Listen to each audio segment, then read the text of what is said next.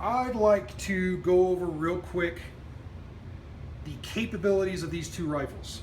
And I hope to make this video quick. I'm not going into technical specifications.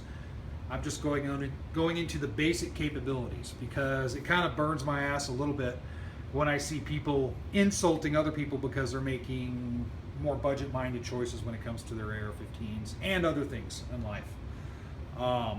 Nothing wrong with ordering or owning and using expensive stuff.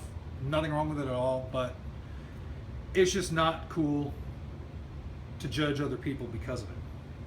So, cheap rifle, ugly rifle, right here. Cheap and ugly. High speed, low drag, right here. So, and yes, some of you guys are going to say, wait a minute, that's a Springfield Armory Saint. How is that high speed, low drag? Well, if you look at the Springfield Armory Saint, you look at their specs, you look at how their stuff is made, it's basically a BCM rifle.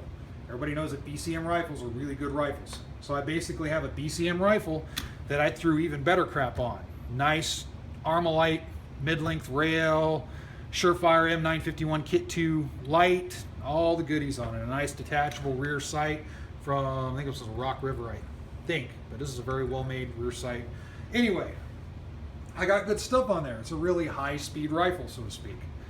This thing is ugly, and it's built using cheaper stuff. DPMS, Bushmaster, UTG. This is a Surefire light too, but this is just more of their cheap kind. Their basic lights, and just a cheap Vickers polymer light mount. The collapsible stock on the top one is a BCM collapsible. This is just a standard bargain basement commando style rear stock. So all right, capabilities. Let's go over this real quick. I don't want to make this video too long. I don't want to be a nut and fancy out there. There's already one nut and fancy. There doesn't need to be two. So, okay, this rifle. What capabilities does this rifle bring? That's easy to answer. Okay, it has a rail that's securely attached, and you can mount different things on. So great, good deal. It has a good light that's also securely attached and can be operated rather easily. Good deal, right? Okay. It has high-speed flash hider. Good deal.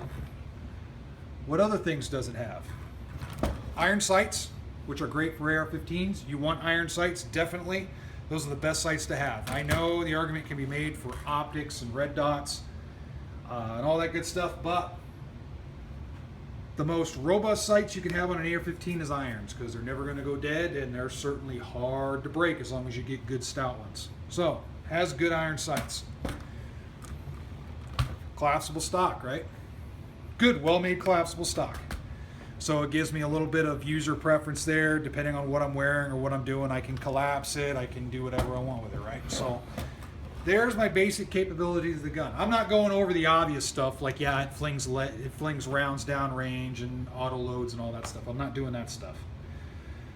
So again, I have a good rail I can mount crap to. I've got a good light to light crap up. I have a flash hider, good iron sights, and collapsible stock. Good to go, right? And by the way, I like this rifle. I don't know about you. You guys tell me what you think. I really like this rifle. I think it looks sharp. I'm kind of proud of myself with this thing. I like it. Some people may not. But anyway, that's just me. But all right, so there it is. High speed, low drag, right? So now this ugly thing. Ugh. Gross, right?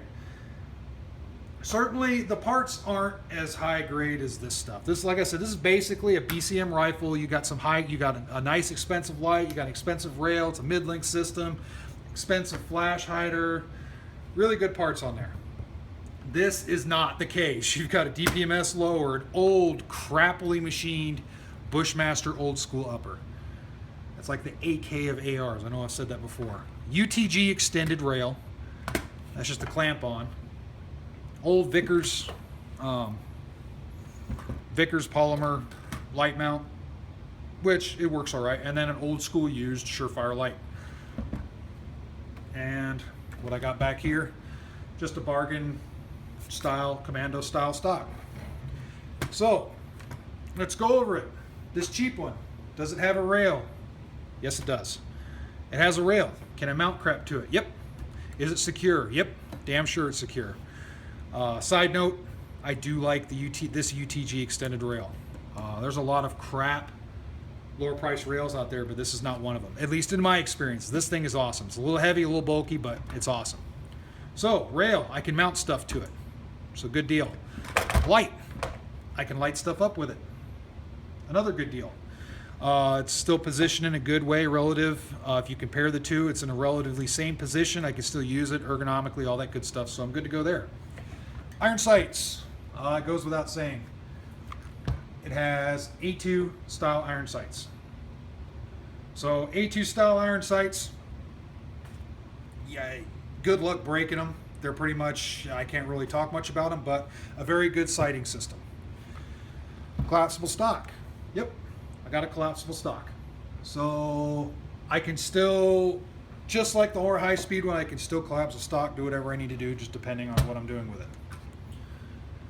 So what's the moral of this video? Why did I just waste, what am I at, 6 minutes of your time? Okay, here's the moral. If you're tight on funds, if you don't have a lot of money, don't be afraid to go out there and look at the more budget priced options for your AR-15 to set up your AR-15 similar to the more high speed AR-15s out there. Don't be afraid to do that. I know you'll get a lot of people that say, well, it won't handle up to, you won't handle, you know, thousands upon thousands of rounds in carbine classes, or it won't handle up to the rigors of downrange use. Listen, 90 to 95% of all AR-15 owners don't use their AR-15 for that. Let's be real. Most of you watching this right now guarantee your AR-15 is either sitting in next to your nightstand, sitting locked away in a gun case or a safe or something like that, and it's not being used. So be honest with yourself. Don't worry about that. If you want to get the high speed stuff, do it. If you have the money to do it, do it. There's nothing wrong with it. I got it. I like it. Like I said, this Springfield Armory is saying I like how this thing's set up, and I have even more expensive AR-15s in my safe than this thing. And there's nothing wrong with that. But you want to know my favorite AR-15 right now? Is this ugly hunk. Because this thing is just fun. I don't know why. It's just fun. And it works. I got no problems using this for home defense. I got no problem taking this out to the fields of Montana if I had to. No problems at all. Don't let other people tell you what you can and can't buy. Unfortunately, in this industry, you get a lot of that. You get a lot of companies, you get a lot of firearms trainers out there, and a lot of other people who are either trying to make a buck or they're trying to make themselves feel cool, so they'll tell you, well, you have to do this. No, no, no, you can't buy that AR. It has to be BCM AR. No, no, no, no, you have to have this extended rail. Nope, it's got to be key mod or M-lock or this or that or the other thing. No, it doesn't. Just find something that works for you. Don't let anybody tell you otherwise. The only thing I do suggest is do your due diligence and make sure to research the product that you want.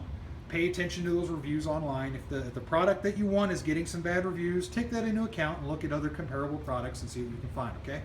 All right, thanks a lot for watching, and as always, I hope you guys stay safe, and feel free to subscribe, like the video, all that good stuff, and then feel free to haze me if you want in the comments. It's always fun to read when people have colorful remarks about me.